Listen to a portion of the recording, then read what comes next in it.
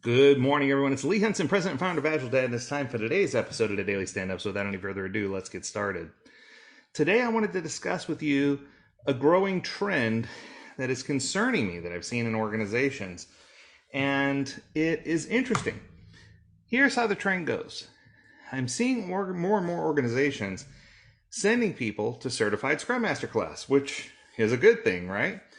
But what's happening is the person who's coming to certified Scrum Master class says, well, my main job is X. I'm a developer. I'm a product owner. I'm a director. I'm a something else, right? They have some other job. I'm a full-time business analyst. And my company paid for me to get the Scrum Master certification, so I can do that as my side hustle, my side gig, because that's not a full-time job. I mean, after all, the Scrum Master is just mainly there to facilitate meetings, so they want me to learn how to facilitate all the meetings. And I'm like, please tell me this is a joke, right? But I think that many organizations are looking at Agile as a framework and considering that the Scrum Master is not a mandatory role, or that it can be shared responsibilities, or that there's not a lot going on. I even recently got challenged by someone who said, we're excited to get our company involved in Agile. I said, great. They said, we're going to do some safe courses and we're going to do a product owner course because that's what we need. I'm like, what about your Scrum Master? Are you all set there? Do you have any? I said, oh, no, we're not going to have any Scrum Masters. We don't need those. I'm like, companies are actually trying to exist without the role of a Scrum Master, and that scares me half to death. So every time I hear that, I challenge and I say, why do you feel like you don't need a Scrum Master? And the majority of the time, the answers that I get are things along the lines of, the Scrum Master only works for 15 or 30 minutes a day facilitating meetings. It's pretty much a useless role. They sit around and do nothing. They all they do is identify problems that the team could identify themselves.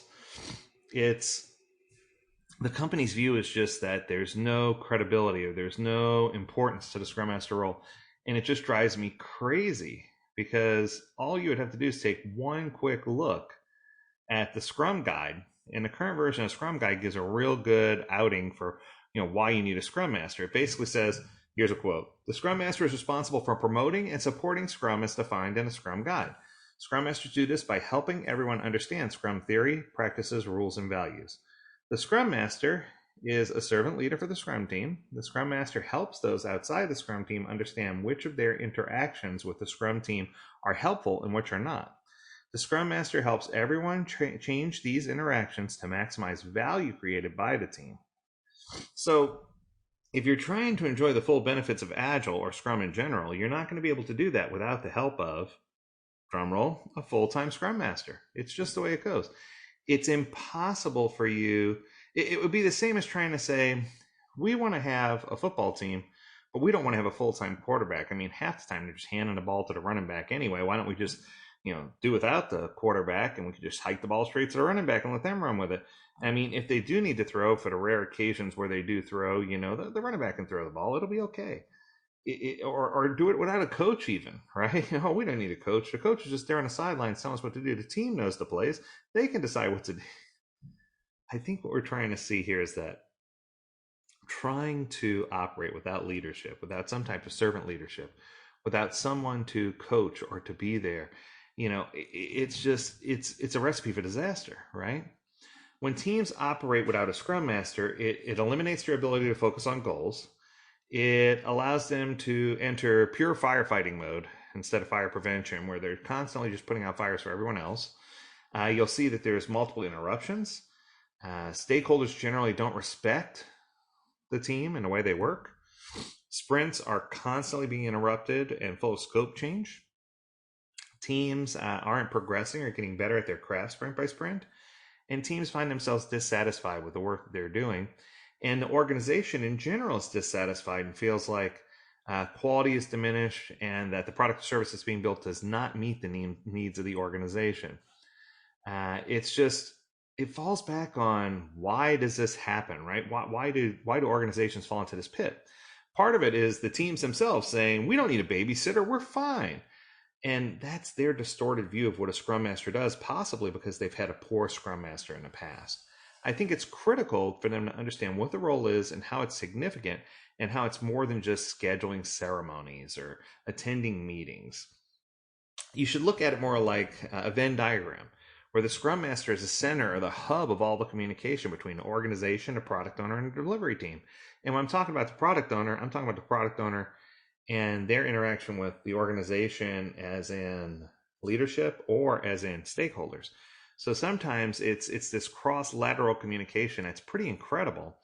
And I mean, I might even go as far as to say that the Scrum Masters are more than just guardians of the framework, but they're actually the tool that allows organizations to help best use Scrum. They're the doctor. They listen to all the symptoms. They make diagnosis. They write prescriptions to help the team and organization get better. They always follow the empirical process. They focus on transparency, inspection, adaptation. They work between all the different parts of the organization to help make sure all the skids are greased and things are ready to go. Scrum Masters also recognize that different stages of the team's development require different approaches. Sometimes they need to be a teacher. Sometimes they need a coach. Sometimes they need just a mentor to help them through individually. I think that the Scrum Master is probably the most underappreciated role within the Agile framework because most people don't understand what a Scrum Master spends most of their time doing. Scrum Master spends 70% of their time doing whatever it takes to help the team operationally be more effective and have them have the ability to build things without interruption and to make the Scrum Master's job is to make the team's life easier. And that's something that's intangible and hard to measure. I mean, there are countless number of people who've written articles on this, and I could give you a list of 1 to 20 if you'd like.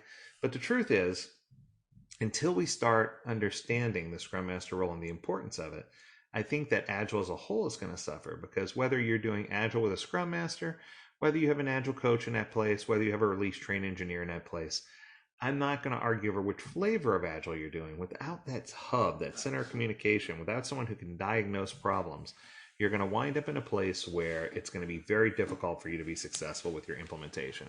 So that's going to do it. I hope this was helpful to you. As always, we encourage you to visit agiledad.com where you can learn more about this or any other topic. And of course, we encourage you to stay healthy, stay well, and stay agile, my friends. Until next time, do take care.